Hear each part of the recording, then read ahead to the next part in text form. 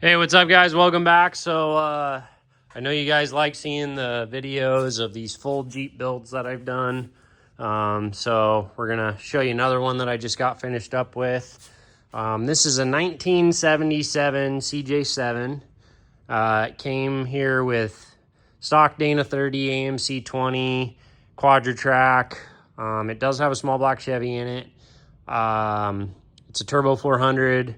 AMC Turbo 400, and it had about a 4-inch lift, so it sat similar height, but just smaller axles and way less strong. So customer originally brought me, he found some Super Duty Dana 60s.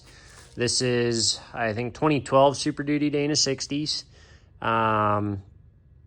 Re-geared them. I think we put 456s and a Grizzly locker in the back.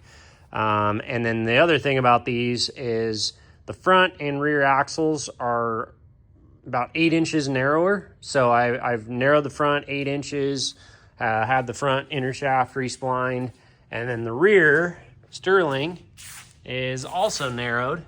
So these run about 63 inches wide.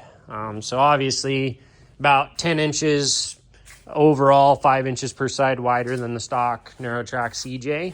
But I think it has a really, really good stance. Right now it's got 35s on it.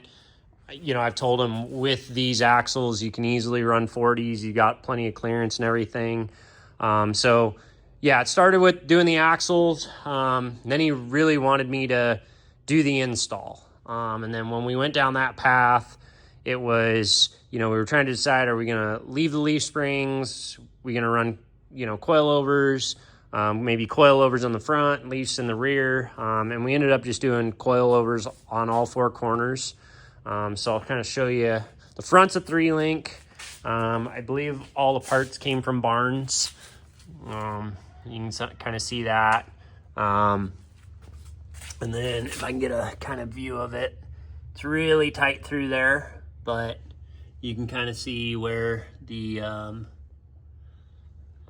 mount is back there. We also I changed out his starter, a lot lower profile starter.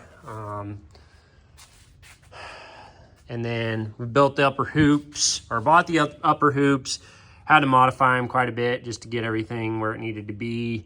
And then added this support brace, because I don't know of any coilover setup that doesn't need a support brace. I just think it's so hard to get these to not want to push in. This is a narrow frame too. And then the other thing is, you can see the alternator is up here on top, and this is from Speedway Motors, this kit. But I could not put the alternator over here because it actually interfered with the shock hoop. So we really didn't have a choice there. And then, as you can see, mounted all of our reservoirs up high. It had the inner fenders. We cut and modified those so it'll clear the coilovers. Built all the steering. Again, this is the high steer stuff from Barnes. They weld onto the knuckles, and then it's all 1-ton steering, Heims steering, and drag link. And then we also had to move the steering box forward. So as you can see, these are your factory holes where it went. I think we're about 5-ish inches longer than that further forward. And then in doing that, I know you can buy these steering braces, but I had some leftover DOM and just kind of built my own steering brace. So, because without it, this front wanted to try and flex. I mean, this is a lot of axle to turn, but truly with how it is, it's got a Saginaw power steering pump on it. This thing turns really nice. I'm sure if you ended up going to 40s, it would be a little bit more difficult. And then, as you can see, in the back were coilovers as well, and then it's a triangulated 4-link, if you can kind of see it. We also switched out the transfer case. So from the Quadratrac, went to a 205, and then, as you can see, we're running a CV off the back. That drive shaft in the rear is about 16 inches, and it was just running at such a steep angle, trying to run at such a steep angle that it didn't work. The other thing I did is, he had this gas tank in the back. It's a custom built tank, and we were trying to figure out what to do for a rear tank, and so it actually just ended up making sense to just bring the tank and shorten the depth of it. So this actually stuck out way further, but gives us the ability to move the rear axle back a little bit further, especially with the links.